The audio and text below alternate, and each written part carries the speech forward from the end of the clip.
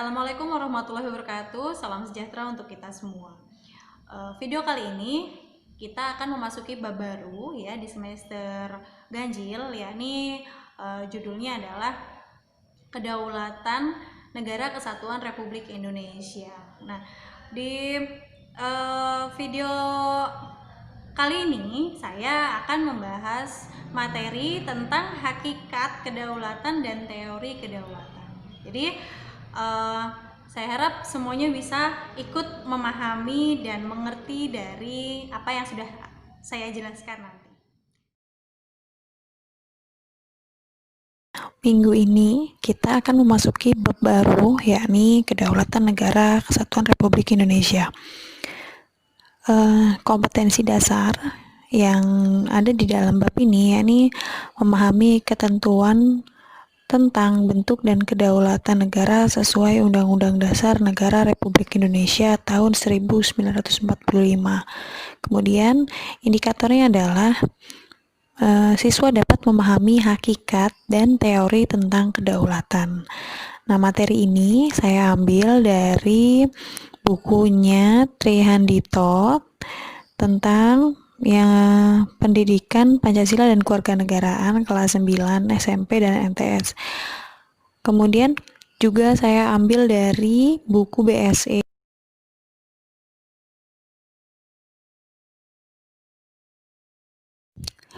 Oke, kita langsung masuk ke materi ya.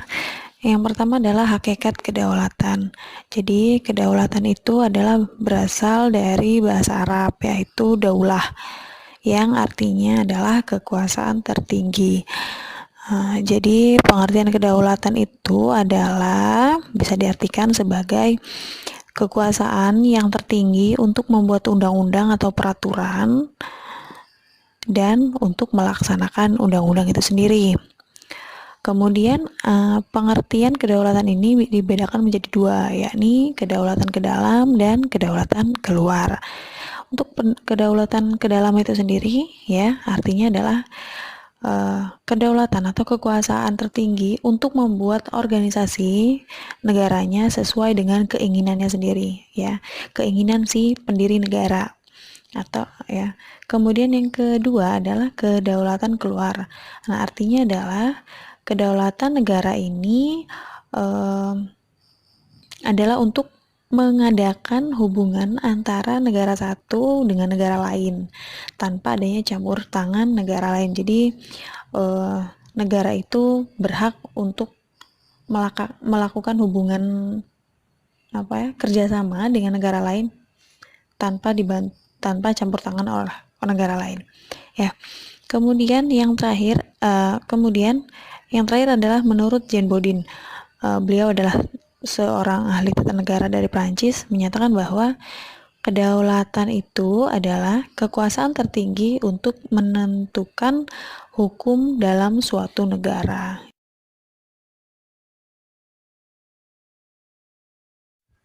Selanjutnya adalah sifat kedaulatan. Nah, menurut Jean Bodin, ya, kedaulatan itu memiliki 4 sifat pokok.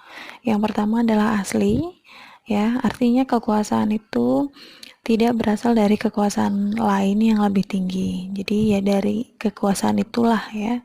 Kemudian permanen. Sifat yang kedua adalah permanen, artinya kekuasaan itu tetap ada sepanjang negara tetap berdiri walaupun pemerintahannya sudah berganti. Permanen ya, tidak bisa diganti-ganti. Kemudian sifat ketiga ya, ini adalah tunggal. Artinya kekuasaan itu merupakan satu-satunya dalam negara dan tidak bisa dibagi ke dalam badan-badan yang lain. Kemudian sifat yang keempat itu adalah tidak terbatas. Artinya kekuasaan itu tidak dibatasi oleh kekuasaan yang lain. Nah, ini adalah 4 sifat pokok dari kedaulatan.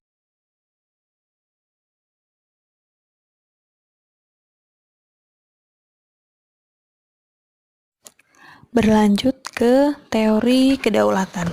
Nah, di sini ada beberapa macam teori kedaulatan yang akan saya jelaskan ya.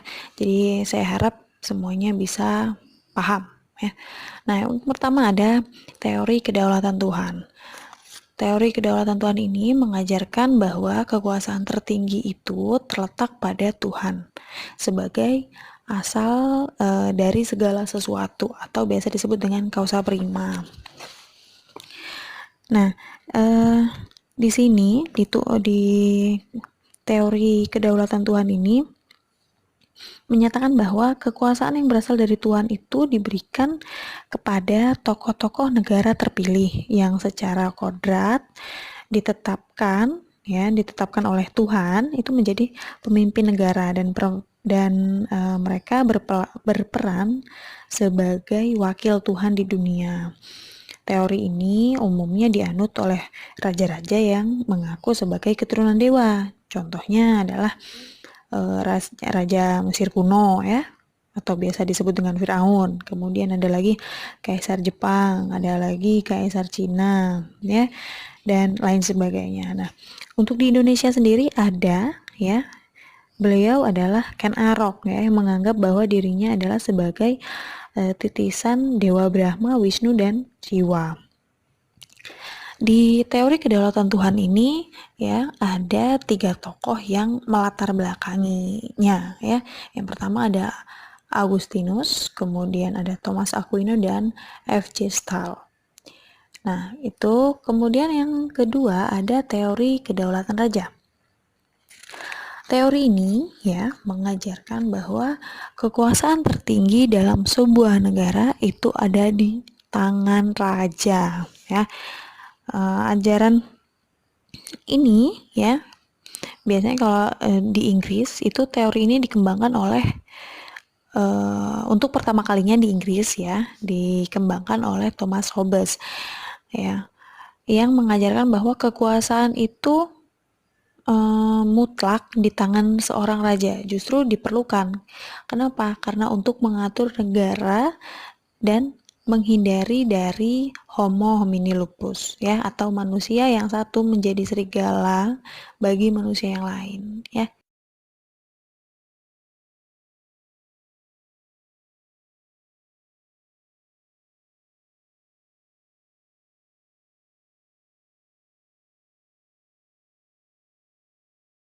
Teori kedaulatan yang selanjutnya adalah teori kedaulatan negara. Menurut teori ini, kekuasaan tertinggi itu terletak pada negara. Sumber kedaulatan ini adalah negara yang merupakan lembaga tertinggi kehidupan suatu negara. Jadi, hakikat dari ajaran kedaulatan negara itu sama saja dengan ajaran kedaulatan raja.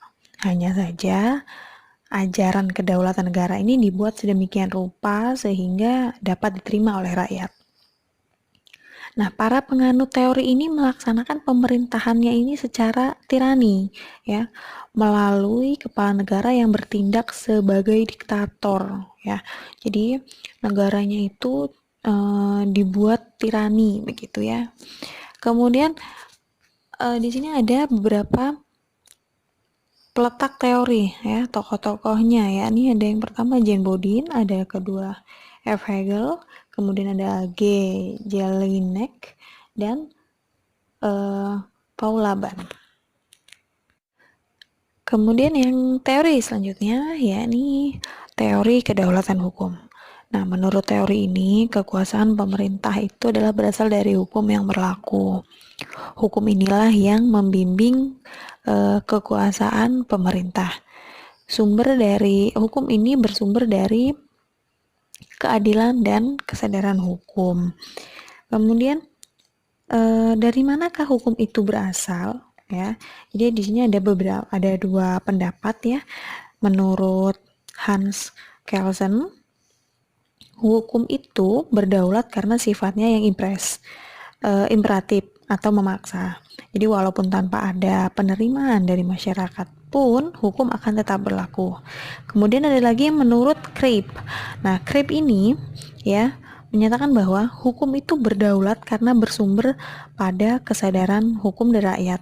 Jadi apabila rakyat taat pada hukum, bukan karena ia takut pada raja, melainkan karena hukum itu dibuat oleh wakil rakyat yang membawa kesadaran hukum pada rakyatnya. Itu ya. Kemudian kedaulatan ini ya teori kedaulatan hukum ini tokoh-tokohnya itu ada Hugo de Groot, Immanuel Kant, dan Leon Dewitt.